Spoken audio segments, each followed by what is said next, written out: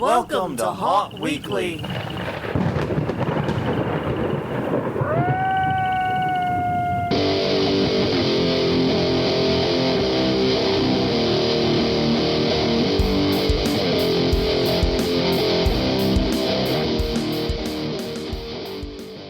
Hello, everyone. I'm Jonathan. I'm Crystal. And this is Haunt Weekly, a weekly podcast for the haunted attraction haunted entertainment community.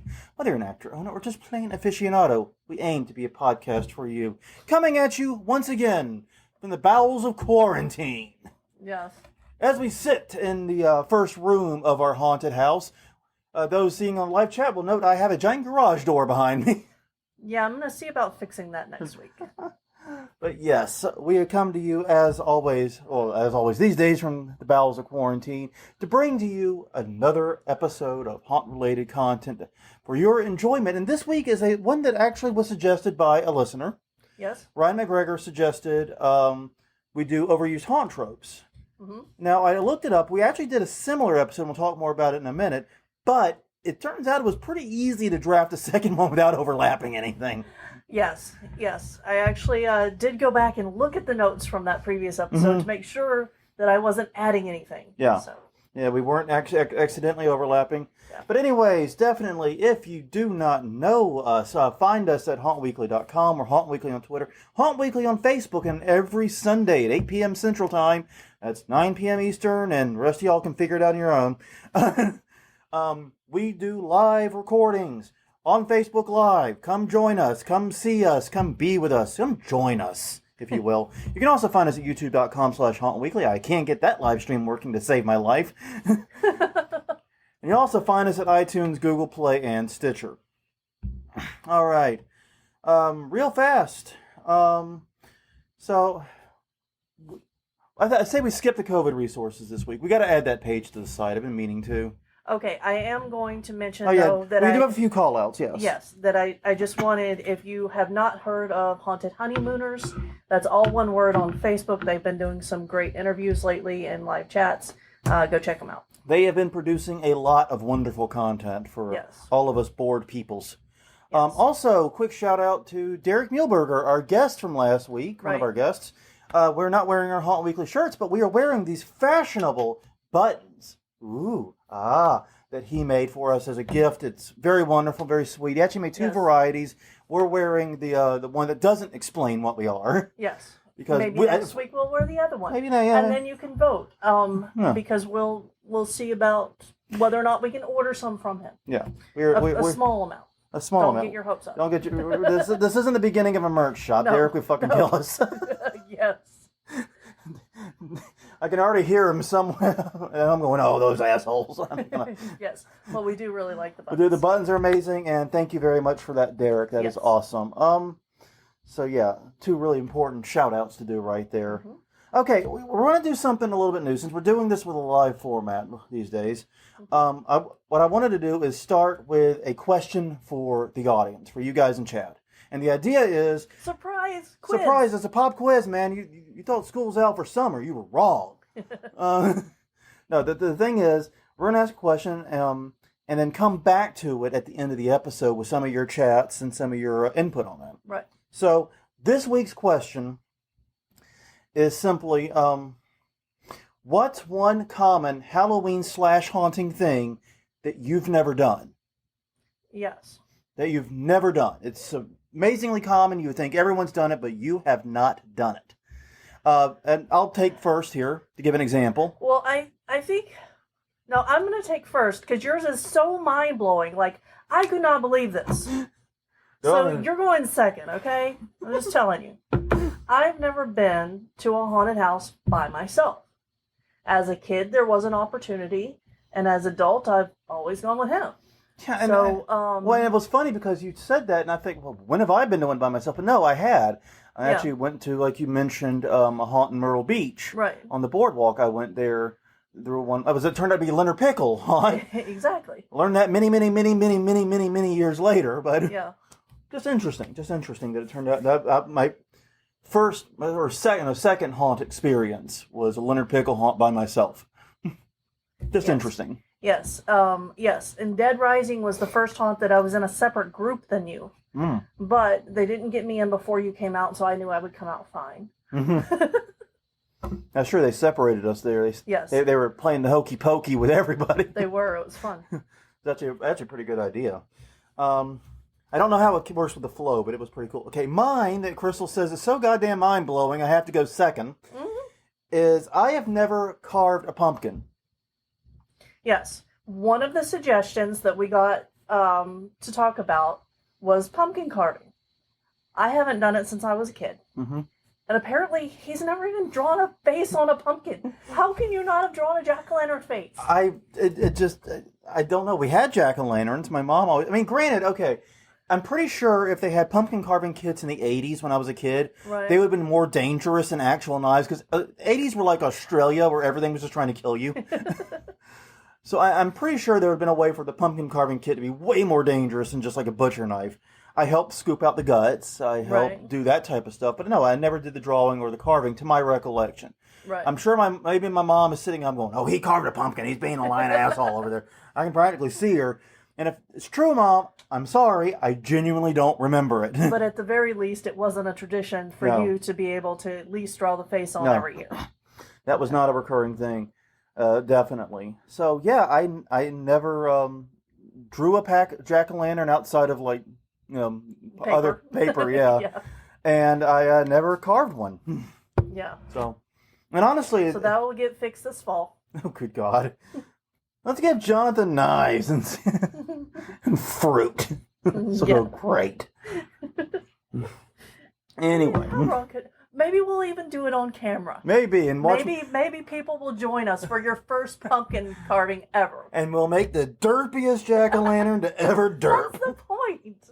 Well, okay, so that's the point for your first one. There are people who take a lot of pride in their pumpkin carving abilities and are true artists. Yeah, there are people that do the shading and all that. Yeah, and if you've seen Halloween Wars, I've watched some of them with Ellie, and those guys are amazing with what they can do with pumpkins. So, You make me sick. Talented people make me sick. Yes, because you're so untalented. I know. I'm horribly untalented. We know this. Okay. All right. I completely lost the plot.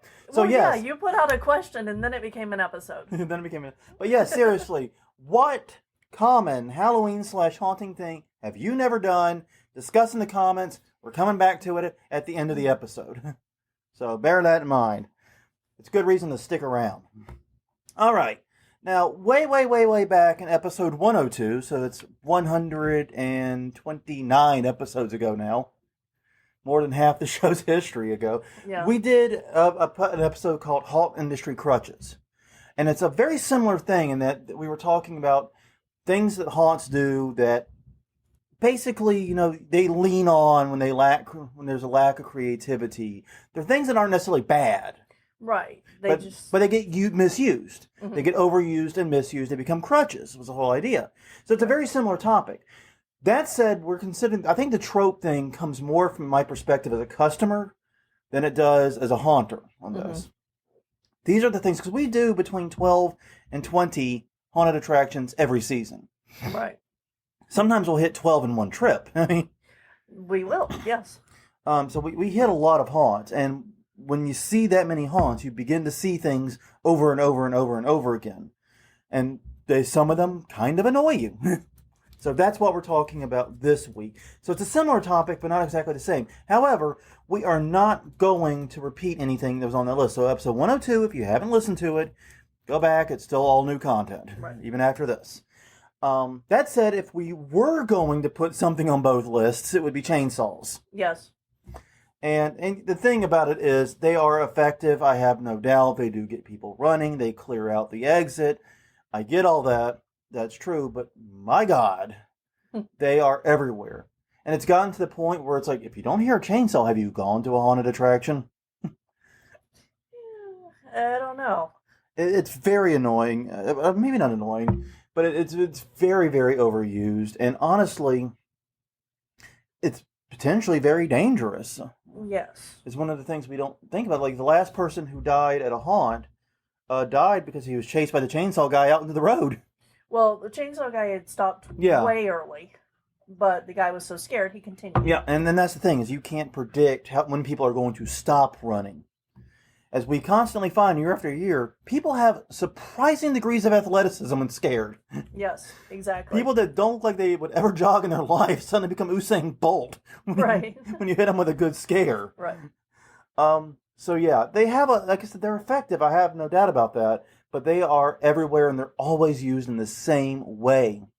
Like Evil Intentions, I think, was the one haunt I can really recall that used them differently. Right. Yeah, they used them differently, and 13th Gate uses it differently. Yes. They put it not at the end also. Yeah. So, but especially the ones at the end, that's like, okay, now I just know that it's over. You know, I'm always pleasantly surprised when there's more after the chainsaws. Yeah.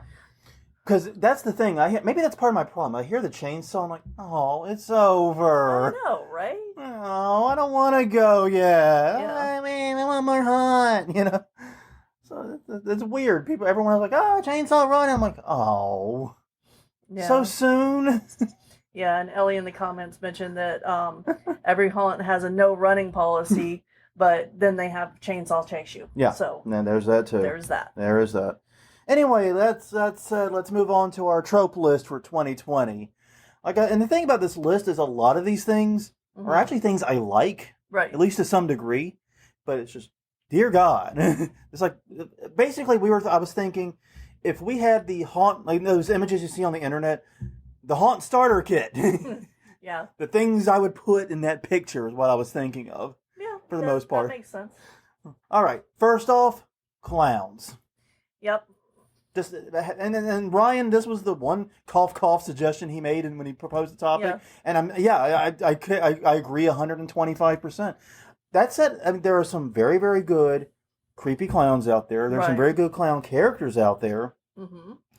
but every haunt, it seems like, has clowns, whether they need to, whether they should, whether they have anything that warrants them or not.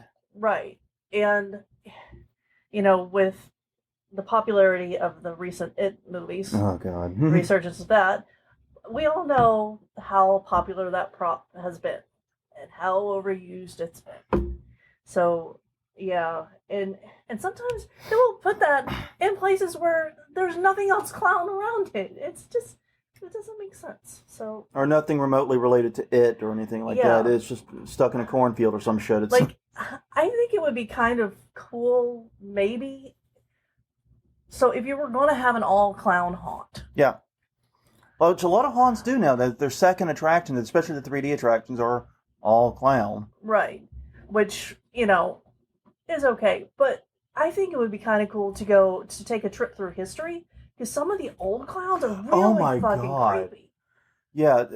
Yeah, I don't understand why people are doing the modern clowns. Those old-timey clowns are where the creep factor's at. She's right. Yeah, so It's if you real start with the modern ones and then go back in time into the old ones where it's, I think that I'm pretty sure all might those be clowns were interesting. actual serial killers. Well, at least one was. No. But, you know, the thing about it is, like, to me, clowns are either a phobia you have or you don't have. Right. I literally grew up watching Bozo the Clown, WGN, the Superstation, every Saturday morning. And I practiced the grand prize game religiously, never realizing that was filmed in Chicago and I had no hope of ever actually being on it. Right.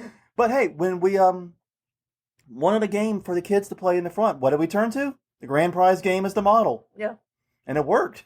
It did. It worked very, very well. So yeah, I grew up a Bozo. I literally ate breakfast while watching clowns. I don't have a clown fear. No. And yeah, there's, like I said, there are some excellent creepy clowns. There's some great scary clown characters. Mm-hmm. But a lot of times it's like the fear is it's a clown. Yeah. That's a little bloody and a little off-putting. There's nothing added to it, nothing more done with it. Right. You have, I mean, there's so much more you can do. And basically, I just feel like a lot of haunts use it as a substitute for putting in real stories and real characters. Right. Yeah. Like we have a 3D clown haunt. Okay, well, what's the story? Why am I here? What's going on? What am I afraid of? No, it's just 3D clowns. Yeah, it's 3D clowns. And, you know, the haunts that advertise that they have clowns aren't going to get the people who are scared of clowns. No. I'm just saying. So No, you got to ambush them with the clowns. Like, one of the better uses of a clown I've seen is the one that hides in the glass maze or the mirror maze at 13th Gate. Mm-hmm. That's actually really cool because he'll do the thing where he pops out and you'll see him in the mirrors. Yeah. That's actually kind of cool. But once again, that could work with any character. It doesn't have to be a clown. Right. Yeah. It literally. And then you go to their Pennywise scene and there are 17 fucking Pennywises in 3 rooms. Literally, I counted. Yeah. And then Dwayne's like, 1, 2. There's not 17. Oh, maybe there are. Anyway, but the point is, Pennywise is the worst culprit of this. Like you said, it got so overdone. Can we need to roll that back some, use them more sparingly, and use them when appropriate, I think. Yeah. I mean, I'm not, and that's just it. I'm not saying I'm against clowns and haunts. I'm against way too many goddamn clowns and haunts. Mm-hmm. The next item up for bid. Voodoo, satanic, or other evil religions. Yeah. Once again, I'm not saying these things can't be in there, but they have to be used well. Yes. And voodoo is especially problematic. Yes, it is, because lots of people who don't understand it think it looks cool, and you know, but it's not scary. It's not meant to be scary. One thing that's weird is I've noticed that New Orleans haunts typically avoid voodoo themes. I would disagree with you on that, because there's voodoo themes at 2 of the haunts that I can think of right. Which one? Rise and 13th Gate. They're not New Orleans. Oh. Sorry, I put them in New Orleans in my head because they're southern Louisiana, but neither of those are in New Orleans. Okay. I mean, Mortuary doesn't. New Orleans Nightmare doesn't, to my recollection. Yeah. And Scout Island doesn't. The 3 big New Orleans area haunts do not. True. And I think part of that is because here in New Orleans proper, we have much higher degree of familiarity. There's a lot of people who are voodoo practitioners. Mm-hmm. Your cousin got married at a voodoo wedding. Yes. Not making that up. Yes, and we actually talked more about voodoo in episode 85, the offensive haunting episode. Yeah, and way back. Yeah, that's way, way, way back. But yeah, I mean, and the idea is simple. You use these as a way to get cheap heat for your villains. It's like, well, you know they're scary because they're voodoo or they're satanic or they're whatever. And it's like, people actually have those religions. Yes. There are people of those actual religions. Mm-hmm. I mean, yeah, maybe Satan is storming the gates about offensive satanic characters. Right. But, you know, voodoo especially can be problematic. Because, like I said, it's a religion that is actively practiced by maybe not a lot of people. It may not be a major religion in this country especially, but it is practiced. But it also becomes a racial thing very quickly when you always stick your black actors in the voodoo roles, whether it's the Baron Samedi male voodoo character or the archetype of the like Marie Laveau style witch. And stupid prop that I just don't like at all. There's one prop, and she just no, I can't. And the thing is, I understand the reason for this to a degree. Right. Because with a haunted attraction, you have to tell a story quickly. Mm-hmm. Say they're in your haunt 20 minutes and you've got 10 different scenes. Yeah. Just rough. This is rough here. That means you have 2 minutes to tell a story in each scene. You have to introduce a character, make it scary for them, and then hit them with the scares. Right. You know what I mean? And that's a lot to do in a very short period of time. So haunts use shorthand. Understandably, we use shorthands, but a lot of times that shorthand becomes stereotyping, and sometimes it goes all the way to actually very offensive stereotyping. Right. And that's what we have to be careful of. There are ways to signal this is a scary person other than, oh, they're voodoo, therefore they're scary. Mm-hmm. You can like, I remember like one of the things the 13th Gate does do very well is there's a trapper sequence in there. At least there was in years gone by. Yes. And you would walk in, and the first thing you would see are all these pelts of wet pelts of dead animals that were obviously killed by these people. That sets up me to know that whoever's on the other side of these pelts is not to be fucked with. Right. They know how to kill and skin things. They kill and skin things. I need to watch my ass around them. Yeah.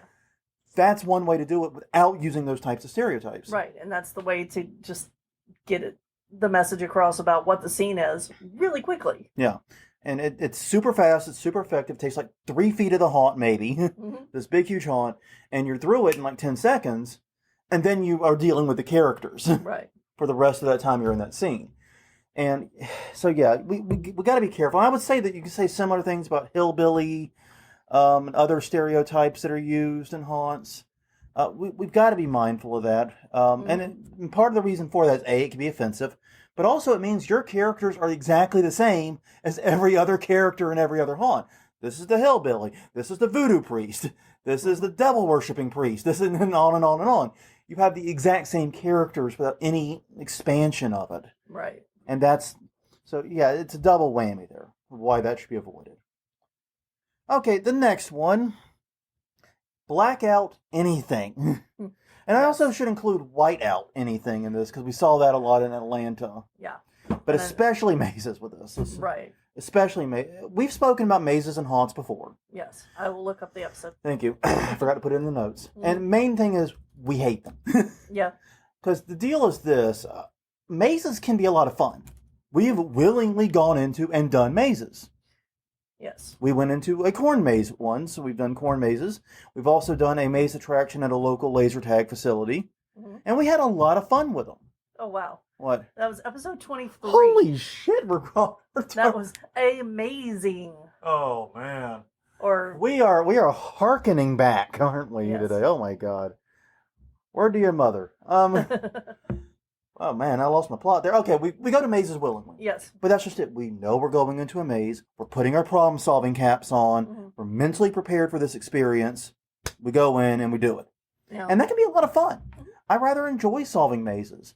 Mazes are a good time. The problem is when you put a maze inside a haunt, that's mixing two very different attractions that ask very different things of your customers. One is asking them just, keep going and get scared, and hopefully you'll get scared on the way. Right. And the other is actually asking for an analytics. You're asking for people to think. You're asking for people to use their brains. When most people going into a haunt are deliberately shutting their brains off.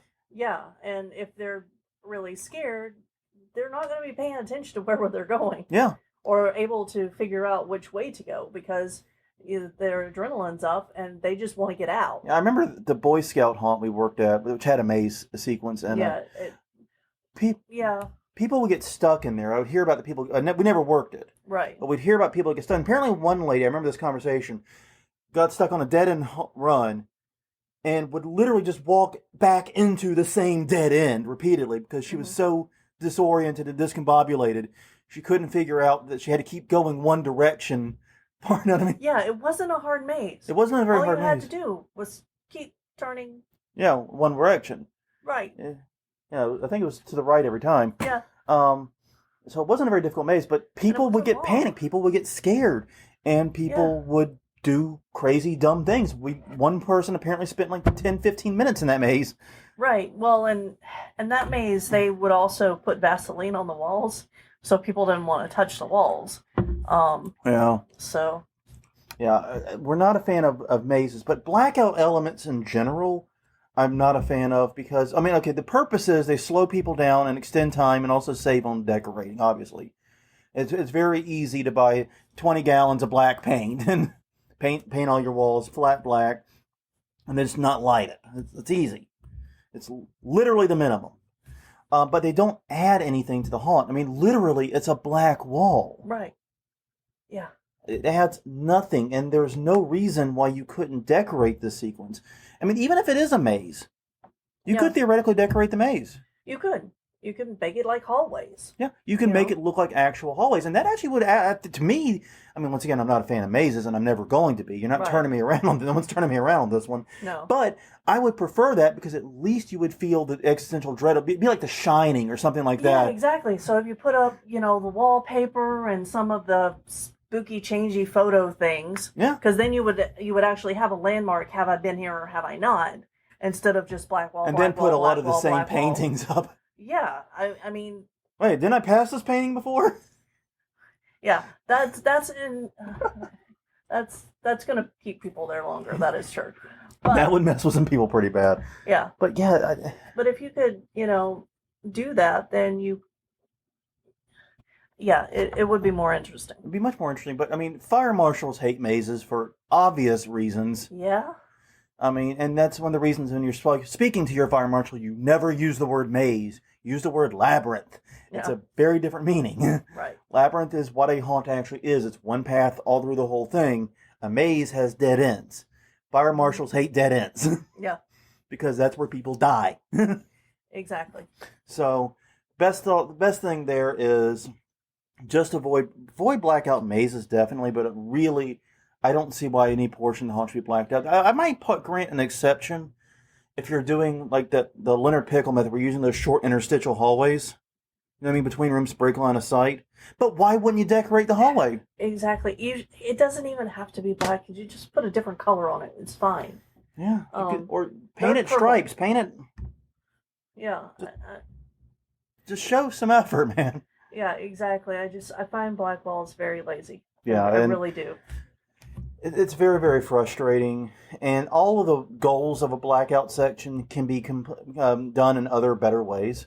Like one of the things is, we're also messing with people's vision. We're taking them from a dark area into a lighter area. It's going to mess with their vision.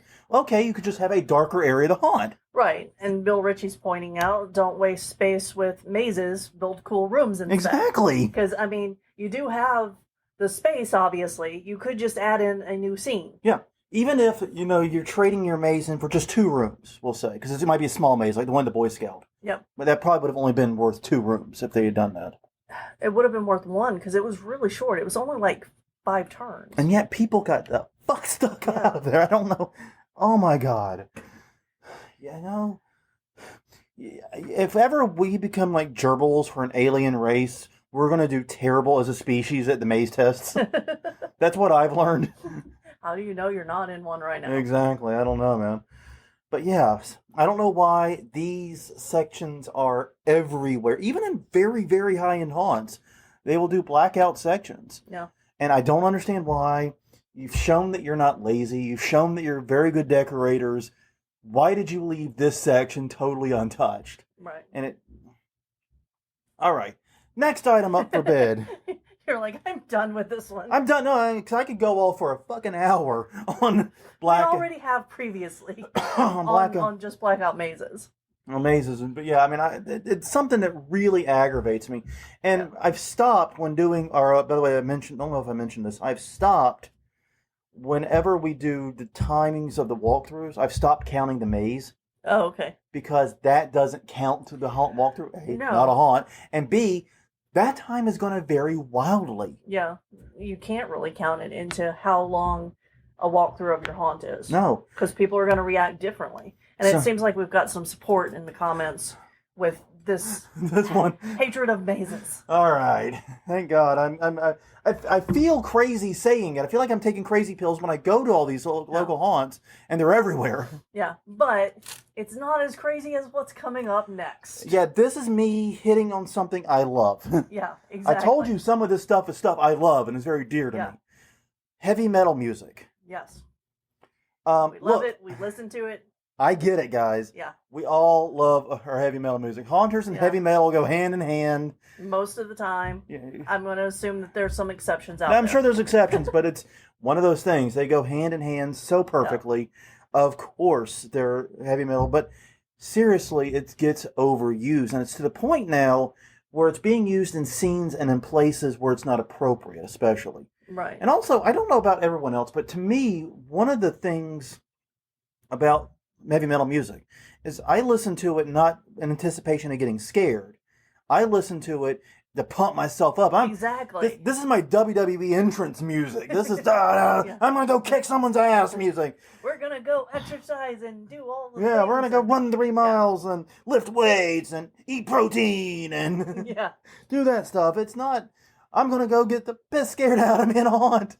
No, it's not. It amps me up, and maybe I'm alone. Maybe people are intimidated by heavy metal, but oh man, but yeah, and you see it in scenes where it doesn't make sense. Like I've seen it in haunts where they were doing the hillbilly scene. Yeah, they're listening to, and I get it. People in that area listen to heavy metal. Yes, but okay, my worst one of this was on our Chicago tour. Mm-hmm. I'm not going to say which one. It was just one of the most popular ones, and it's a period piece. Mm-hmm. They were playing Manson, and it's supposed to be set in like the 1600s, 1800s. Yeah. And that just didn't make any sense to me. It took me out of the moment. It took me out of, this wonderful detail that they put into everything else. Yeah, and that's kind of the problem, because once again, with a haunt, you don't have a lot of time to tell a story. Right. You've got to get people immersed in the scene, get people familiar with the characters, and get them out. Yeah. You've got to do it fast. So shorthand is used. One of the cheapest and easiest shorthands is music. Yeah. And so if you use the right music, like, imagine you go into, I don't know why I'm picking on hillbillies today. Well, okay, so I will change your tune then. Okay. Literally. But if you go there, you hear banjo music, is what I was saying. Yes. But for a diner sequence. Ah, yes. For a 50s diner, Yeah. you wouldn't hear modern metal being played. You would hear probably at that point doo-wop music or something like that, or old Or school Motown, rock, Motown or old school rock and roll. Yeah. Maybe some Elvis even, Right. Yeah, you wouldn't hear Marilyn Manson blaring. And that's just it. If you're going to use heavy metal, maybe don't use Rob/White Zombie or Marilyn Manson. And those are, if I list my top 10 artists, they're both on there. I love them. I love their music. Mm-hmm. But I swear every haunt has the same loop of Rob Zombie and Marilyn Manson music. Mm-hmm. It's the same damn loop. I love this music so much. And the thing is, all it conveys to me is I'm at a haunted attraction. Mm-hmm. That's all it relays to me. I'm at a haunt. Which, okay, I guess that's important, but it doesn't set the scene or the mood you're trying to set a lot of the time. Right. Now, if you want to have it maybe blaring outside, that's up to you. Mm-hmm. Like I said, it gets the wrong energy out of me. It doesn't make me nervous, or it makes me, I'm going to go kill things. No, I like that in the actor area. And yeah, there you go. Pump up your crew. Yeah, that's where you play some Rob Zombie. You can play some White Zombie and some. That's where you play. That's a good point. Also, Rammstein gets overused a lot too. Yeah. Ellie's already commented that an all Rammstein score for the haunt, and she's doing the music this year. Oh Lord. But yeah, it just doesn't set the correct mood. And also, once again, I love this band. But I've got to say the same thing for Midnight Syndicate. I understand why Midnight Syndicate is so heavily used. They license their music to haunts for free. You can avoid your ASCAP, BMI, and all that. Right. Just for hanging up their poster. Right. And apparently we're in their directory. Oh. I found that out today when I was Googling it. Cool. But here's the thing. If you want to use Midnight Syndicate, they have a crap ton of CDs. Yeah. They probably have one related to your specific genre and what your scene setting, what you're setting up. Right. And They have a circus one. They have an old-timey, like 1920s one. They have... Yeah. You know what I mean? By per the period you're... Buy the correct CD. Yeah. And they're all good. Yeah. They're all excellent, and that's just it. You'll walk into a haunt, and like I said, a diner sequence, they'll have creepy Midnight Syndicate music playing. Mm-hmm. Yeah. What? Like I said, I love Midnight Syndicate. I love their music, but it's not right for every scene, especially just like the regular vanilla Midnight Syndicate CDs, the one that like cover everything. Yeah. So yeah, seriously, pick at least the right CD for your attraction. Right. If you're going to do that. All right. Next trope, the two kinds of women roles. Sexy or victim. Yep. And at least in this region. At least in this region. I lumped these together. Now, in Chicago, it was different. In Chicago, it was different. In Southeast Louisiana, this seems to be a recurring thing. Mm-hmm. And and if you have a room full of sexy vampires, I've never walked into a room full of sexy vampires and succubus and seen them. Succubuses. I don't know. I don't know. Anyway, and seen a male character. Period. Yeah. I mean, have you seen Bram Stoker's Dracula? That's a good point. You're only playing to part of your audience with the women. I'm just saying. Yeah. And so, yeah, I agree with that. That's a good point. I didn't really thought of that, but it gets to a point where there's nothing necessarily wrong with women in these roles. It's just that they get overused, and the worst part is that it sort of traps. I mean, we have enough trouble with getting female actors as it is. Mm-hmm.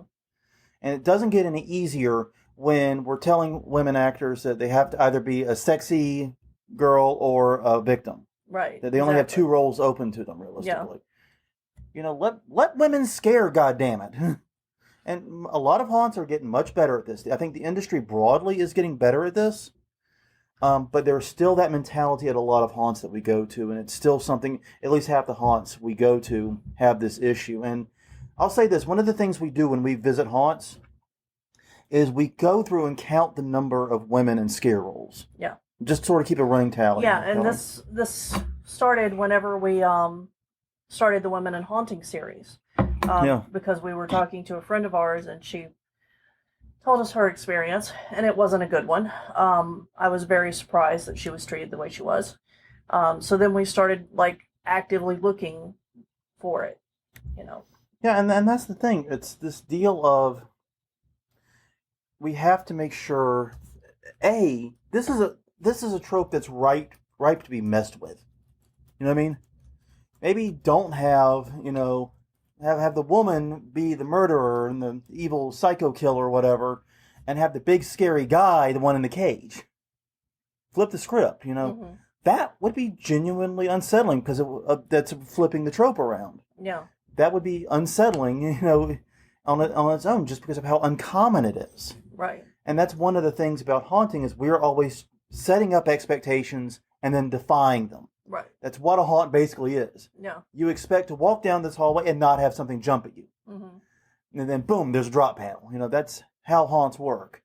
So do that. Flip the script. Break the expectation a little bit. Yeah, I mean, I would love to see, and I know that haunts exist that do this better. But, a woman who maybe starts out pleading for help, but then as you walk into her room, she's got all of these victims around her. Yeah.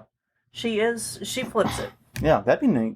Yeah. You can do a lot with that. You can use that expectation and the fact it is a trope to do something new and original and different. I think that'd be a good way to handle it. Yeah. All right, next item up for bid. Claustrophobia and vertigo tunnels. Mm-hmm. I lumped these two together because, for obvious reasons, they have very similar purposes. Mm-hmm. But basically the idea is if you've got a hallway with nothing to do in it, stick a claustrophobia tunnel or stick a vertigo tunnel in it. Yeah. Here's the thing I always ask myself when I go through those. Would this haunt be better served with something else in that room? Something else in that space? And the answer is almost always yes. Yeah. Now, we've seen claustrophobia tunnels used well. We talked about 13th Gate and how previously one year they had 4 claustrophobia tunnels in the haunt. The first 3 you go through, you emerge on the other side, you're just in your regular darkness. But the 4th time, you just emerge into this hellscape out of nowhere. It just drops you into it. And it's like, okay, that was mind-blowing. Yeah, exactly. That's a good example of setting up an expectation and defying it. Right. That works really well. But most haunts, it's just claustrophobia tunnel, you go through the other side, and that's it. And you have to be very careful because you can't scare too soon after the claustrophobia tunnel because that will cause because any scare there is going to be a scare backwards. Right. You got to watch that. You got to wait and let people get distance from it before you can scare them. You got to give them get behind them somehow. But it's just not interesting. No, it's not, and you can't have actors too close to it because people will push through and possibly hit your actor. Or in at least one case, accidentally grope your actor. Right. So, I mean, why can't it just be a decorated hallway? It could be a lot of different things, and the reason it's done is it makes people slow down, and and you don't want to have that long of a line of sight. And if you're building something that wasn't fully custom, right, you might be stuck with these hallways and odds and ends and bits and bobs that you can't do anything with. I get that. There's got to be something better you can do, though. Yeah, and especially this year, because as Chris Gay mentioned. That's a lot of contact with surfaces for your customers to have. Yeah, in a post-COVID world, which that's when haunts will be reopening, is whenever we're saying the words post-COVID world. Mm-hmm. It's going to be a bad look. we're already talking about removing any body bags, removing the plastic obstructions and things like that, because you can't really sanitize them very well. You can't keep them clean enough. And so, yeah, claustrophobia tunnel, same problem. No, it's gonna have. Sorry, but it's gonna have to die. Yeah, it's gonna have to. It's gonna be a casualty of this. Yeah, I mean, vertigo tunnels to me are a little bit better. Yeah. I mean, I would prefer a vertigo tunnel to a claustrophobia tunnel because at least that is an interesting effect. Now that I actually understand the effect. Right.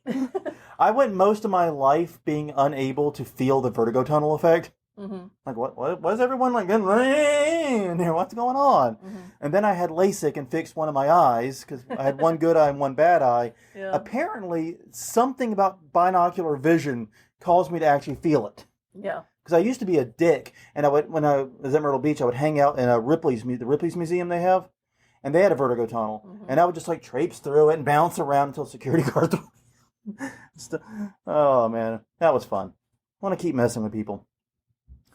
All right, and finally on this list, unavoidable hidden fees. I threw this one in. Well, you suggested it, and I threw it in because this is definitely borderline becoming a trope. It's certainly one of the most aggravating things. Yes. What cost does your customer have to pay for on top of the price of the ticket? Right. This includes parking, Yeah. transaction costs, if your haunt is cash only, it probably includes ATM fees. Right. This doesn't necessarily mean money that goes to you. Mm-hmm. This money that leaves your customer's hands, that it doesn't go straight to that ticket.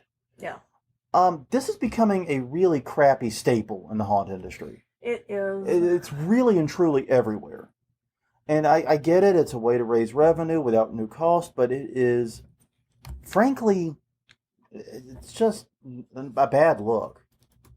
I mean, I would rather you increase the price of my ticket than... I would rather pay $35 for a ticket than $30 for a ticket plus $5 transaction cost. Yeah. Now, according to this research, I'm in the minority on that. Research has shown that people actually do prefer that. I don't understand it. I prefer one ticket price, but I also like it whenever it says taxes and blah blah blah included. Yeah. You know, free shipping included, or shipping's included in the price. Yeah. You know that. Well, and that's the Amazon thing. People will pay, $30 for a $25 thing if it means free shipping. Yeah. They'd rather.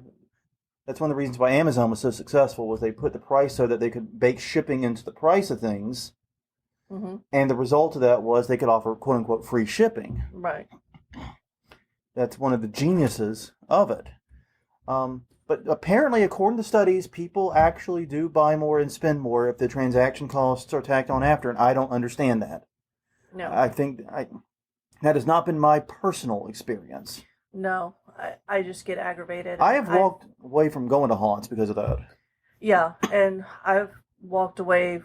Basically, if anything's coming to town and it uses Ticketmaster, I generally do not go to it. Yeah, we try to avoid Ticketmaster and Live Nation and all that shit. I've missed a lot of good things because I don't want to pay, an extra percentage. Well, I wrote a thing about it, and I haven't published it, but I wrote a thing about Ticketmaster and how if you wanted 3 tickets for a concert at the New Orleans Arena, I can't remember which concert, I think it was Michael Bublé or something, was what I used as the sample. Mm-hmm. 3 tickets, for you and your 2 friends, you would have to pay the cost of another ticket in fees. So you're basically paying for 4 people to go, but only getting 3. Yeah. Fuck you, Ticketmaster. Fuck you with a red hot poker. When I hear you're having trouble paying the refunds, I have no sympathy. No. I twist with glee at your misery, Ticketmaster. I twist with glee. But yeah, and once again, though, be thinking about this. And like I said, ATM fees are another one. If your haunt is cash only, people don't carry enough cash to buy haunt tickets.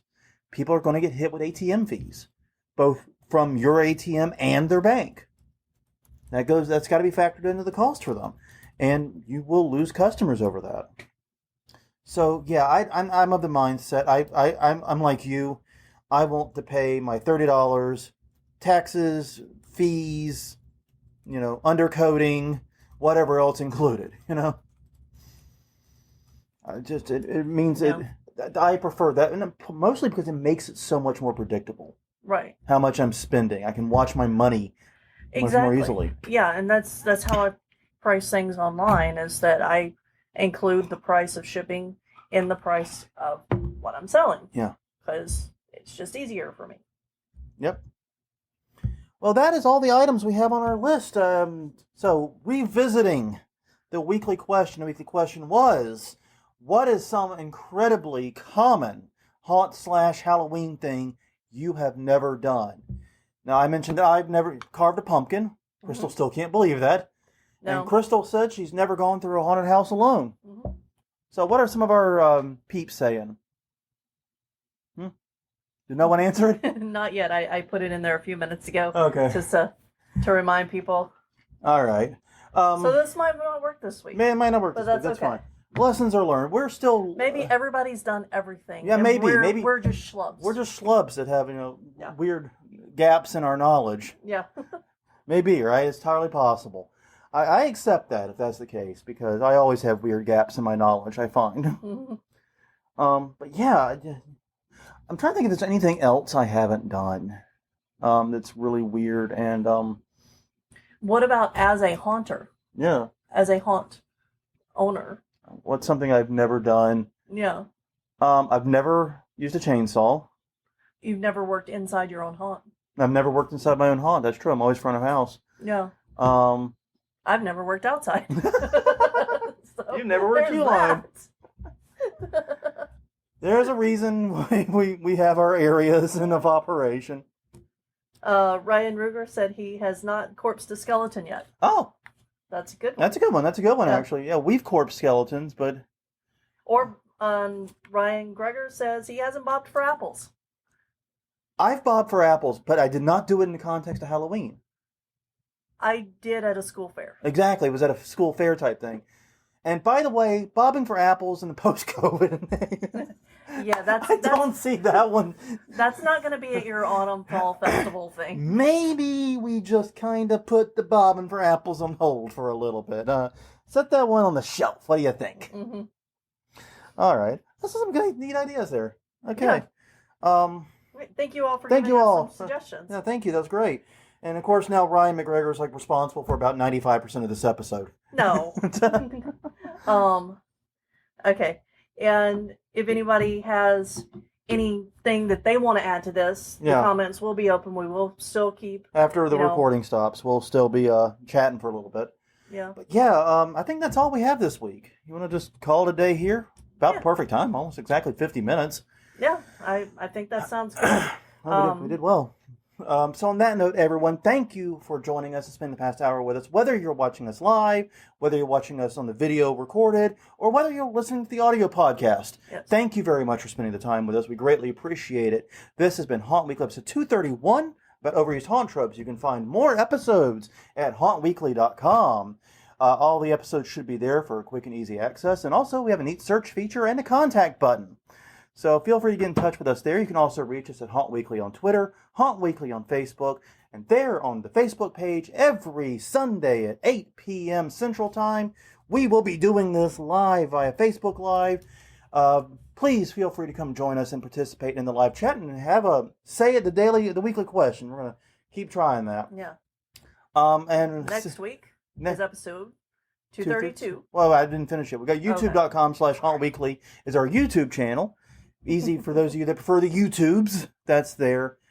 And, of course, you can find us at Google Play, iTunes, and Stitcher. Wherever finer podcasts are sold, they let us in for some reason. I'm not sure why. Yes. But as you noted, next episode is 232, divisible by 4. That means we're doing the news. And there is a surprisingly large amount of news. Yeah, I don't know how we're going to get through all of this. I don't really know either because, the spill the tea, we have a Haunt Link chat between us just for sharing links potentially to mention on Haunt Weekly one way or the other. Right. The cup hath runneth over these past 4 weeks. Yeah, you're not going to be looking for new I think stories. I'm not going to get much past that chat. Yeah. But we're doing the news, and so we will see you guys next week.